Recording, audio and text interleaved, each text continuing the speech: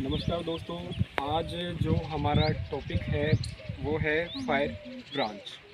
तो इसमें आपको ये बताएंगे कि ब्रांच और नोज़ल में क्या फ़र्क है और कहाँ कहाँ पे इनके उपयोग किए जाते हैं। ब्रांच का उपयोग कहाँ होता है, ब्रांच का कौन सा पार्ट नोज़ल है, इसी के बारे में ये यहाँ पे जो आपके साथ सामने जो 6-7 ब्रांचें हैं ये इसीलिए लाए हैं कि इनके अलग अलग डिफरेंट कार्य और इनके यूज़ पर्पस, ठीक है, ये सभी चीज़ें आपको बताई जाएंगी।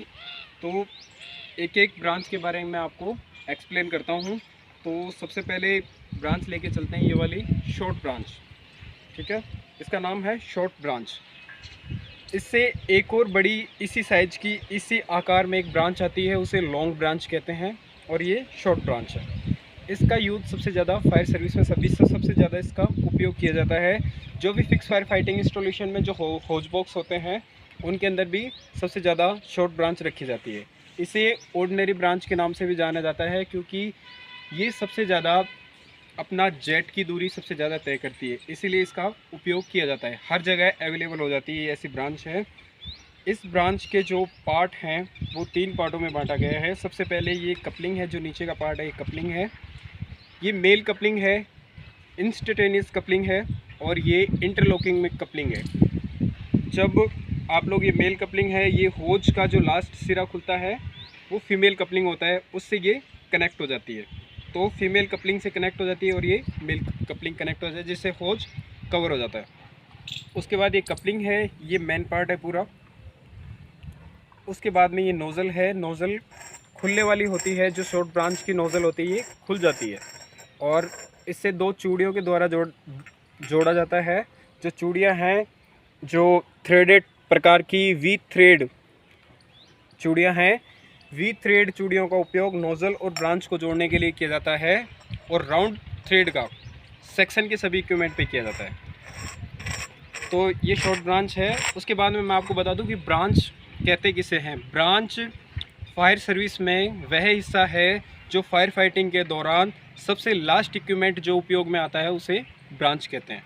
और जो ब्रांच का जो पार्ट है नोज़ल, ये नोज़ल है। नोज़ल का उपयोग कहाँ किया जाता है, पानी को आकार देने के लिए नोज़ल का उपयोग किया जाता है। पानी को आकार तथा प्रेशर देने के लिए नोज़ल का उपयोग किया जाता है। तो ये शॉर्ट ब्रांच के बारे में मैंने आपको बता दिया।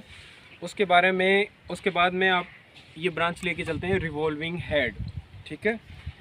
तो रिवॉल्विंग हेड ये अपने नाम से ही बता रही है कि इसका कार्य क्या है। रिवॉल्विंग मतलब घूमना। ये देखिए, ये जब पानी आता है यहाँ से पानी इन होगा, इन होने के बाद जब ये आउट होगा प्रेशर के साथ तो ये रिवॉल्विंग ऐसे घूमेगी। इसमें अंदर की तरफ वाशर्स लगे रहते हैं जिनकी वजह से ये रोटेट करती है, ठीक है। तो रिवॉल्विंग हेड ये अपने एक्स पे घूमती रहती है, इसलिए इसे रिवॉल्विंग हेड कहते हैं। और इसके भी वही पार्ट हैं, ये मतलब मेल कपलिंग है, और ये रिवॉल्विंग पार्ट है, और ये इसका मेन पार्ट है। इससे सारी चीज़ें जुड़ी रहती हैं। इसके ऊपर 9 नोज़ल हैं, ठीक है। 9 नोज़ल का कार्य क्या है कि मतलब नोज़ल से पानी डिस्चार्ज होता है तो वो लगातार पानी डिस्चार्ज करती रहती है। तो नोज़ल का कार्य है ये पानी डिस्चार्ज करना। ये 9 नोज़ल हैं, लगभग 1.5 इंच इनकी हाइट है, और लगभग 5 से 6 mm तक इनका डाया है। नोज़ल का डाया है 5 से 6 mm तक। और इस ब्रांच का उपयोग फायरमैन खुद की सेफ्टी के लिए भी कर सकता है, या फिर बेसमेंट की आग के लिए दीवार या छत तोड़ के अपन इसको इस तरीके से लटका देंगे। जब पानी आएगा और रिवॉल्विंग करती रहेगी और आग बुझाती रहेगी, जहाँ पे धुआं वगैरह ज़्यादा होता है उस जगह में इस ब्रांच का उपयोग किया जाता है। तो रिवॉल्विंग हेड नाम याद रखना, रिवॉल्विंग हेड ऐसी जगह उपयोग किया जाता है जहाँ धुआं अधिक हो, बेसमेंट वाली जगह पे इसका उपयोग किया जाता है। तो ये रिवॉल्विंग हेड के बारे में आपको बता दिया। उसके बाद में बात करते हैं अपन किसकी, फॉग ब्रांच की। ध्यान रखना, फोम और फॉग, ये फॉग ब्रांच है, ये फोम ब्रांच है। तो ये फॉग ब्रांच है, कंट्रोल टाइप ब्रांच है। कंट्रोल टाइप क्योंकि इसके ऊपर ये हैंडल लगा हुआ है। तो ये देख लीजिए, जब ये हैंडल आग की तरफ होगा तो ब्रांच बंद होगी, और ये फायरमैन की तरफ होगा तो ये चलेगी। कंट्रोल टाइप ब्रांच है। फायरमैन आग बुझाने के दौरान फायरमैन खुद इसे बंद कर सकता है तथा चला सकता है हैंडल के द्वारा। तो ये फोक ब्रांच है। इस ब्रांच का उपयोग, ठीक है, इस ब्रांच का उपयोग मतलब जहाँ पे या तो घास का ढेर हो, चारे का ढेर हो, या फिर कोयले के ढेर वगैरह में उपयोग किया जाता है। इसके इस पार्ट्स को खोल के इसके आगे लो प्रेशर एप्लीकेटर ब्रांच लगती है। उसकी लंबाई लगभग 6 फीट से लेकर 8 फीट तक होती है। इस जगह पे लो प्रेशर एप्लीकेटर ब्रांच लगाई जाती है और कोयले के लिए सबसे ज़्यादा ये उपयोग में आने वाली ब्रांच है। नाम है इसका फोक ब्रांच। उसके बाद में मैंने 3 ब्रांचों के बारे में बता दिया। उसके बाद में जो ये ब्रांच है लंदन पैटर्न ब्रांच, ठीक है, इसे फायरमैन की दोस्त भी कहते हैं, क्योंकि ये जब फायर फाइटिंग करते हैं तो ये मतलब फायरमैन की दोस्त इसीलिए कहा जाता है ताकि क्योंकि ये फायर फाइटिंग मतलब जेट के साथ स्प्रे भी करती है और सेफ्टी स्प्रे करती है। मतलब आप लोग ऐसे फायर फाइटिंग करोगे उस दौरान यहाँ से तो जेट निकलेगा और इन जगहों से, इन नोजल से मतलब स्प्रे निकलता है, वो सेफ्टी के लिए काम आता है ताकि एक फायरमैन हीट से बच सके और लगातार फायर फाइटिंग करता रहे। ये भी कंट्रोल टाइप ब्रांच है। इसका हैंडल अभी है नहीं, खोल रखा है, तो ये कंट्रोल टाइप ब्रांच है और फायरमैन की दोस्त भी कहते हैं इसे। और ये आगे से जेट, यहाँ से जेट फेंकती है आग के लिए और यहाँ से सेफ्टी स्प्रे भी करती रहती है। इसका नाम है लंदन पैटर्न ब्रांच, फायरमैन की दोस्त।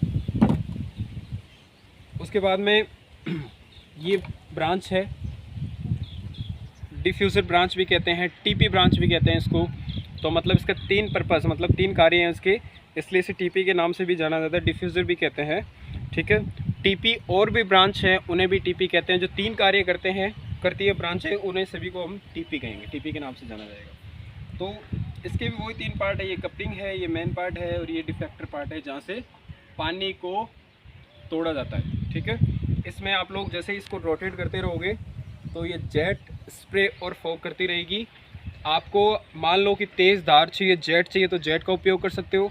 पानी को तोड़ना हो तो मतलब स्प्रे कर सकते हो, बिल्कुल बारीक मतलब हल्के हल्के बूंदों में तोड़ना हो तो स्प्रे का उपयोग कर सकते हो। तो लगभग ये तीनों काम कर सकती है अपने। उसके बाद में ये ब्रांच है जो फोम ब्रांच है। कौन सी है? Foam branch. इस ब्रांच का उपयोग बी क्लास की आग के लिए किया जाता है। मतलब बी क्लास की आग, तरल पदार्थ की आग, क्योंकि तरल के लिए फोम उपयोग में होता है, इसलिए इस ब्रांच से फोम बनाया जाता है। जो ये ब्रांच है, इसका जो ये जो पाइप लगा हुआ है इसे पिकअप ट्यूब कहते हैं। इसकी लंबाई लगभग 4 फीट होती है, पिकअप ट्यूब की लंबाई 4 फीट होती है। इसको फोम ड्रम में डाला जाता है, ठीक है। और इस ब्रांच के जो फोम ब्रांच है, इसमें ये कपलिंग है, बेल कपलिंग है और ये पिकअप ट्यूब है, ये होल हैं, ठीक है। ये होल क्यों काम आते हैं? जब फोम बनाते हैं अपन, तो फोम बनाने के लिए 3 चीज़ उपयोग है, ठीक है। क्या क्या? एक तो फोम चाहिए, वाटर चाहिए और एयर चाहिए। फोम कंपाउंड बनाने के लिए वाटर, ठीक है, एयर और फोम कंपाउंड चाहिए। फोम कंपाउंड पिकअप ट्यूब से आएगा, वाटर पानी है जो मेल कपलिंग से आएगा और एयर है जो वो इस जगह से आएगी, ठीक है। और यहाँ पे जाके इस जगह पे इस ब्रांच का मिक्स चैम्बर है, ठीक है, जहाँ पे तीनों चीज़ें मिक्स होंगी, एयर, वाटर, फोम। और आगे जब डिस्चार्ज होगा तो फोम कंपाउंड मतलब फोम का जो घोल है वो बन के तैयार होगा, ठीक है। तो जो फोम के अंदर, बुलबुलों के अंदर एयर आती है, ठीक है, वो यहीं से बनती है, यहीं से इंक्लूड होती है फोम के लिए, ठीक है। तो ये ब्रांच है जो बी क्लास के आग के लिए उपयोग होती है। ध्यान रखना, मैकेनिकल फोम बनाया जाता है, केमिकल फोम होता है, उसके जो बुलबुलों में एयर होती है वो CO2 होती है, और केमिकल वाले में, और मैकेनिकल जो फोम बनता है उसमें जो अपनी एयर है वो भरी रहती है बुलबुलों में, ठीक है।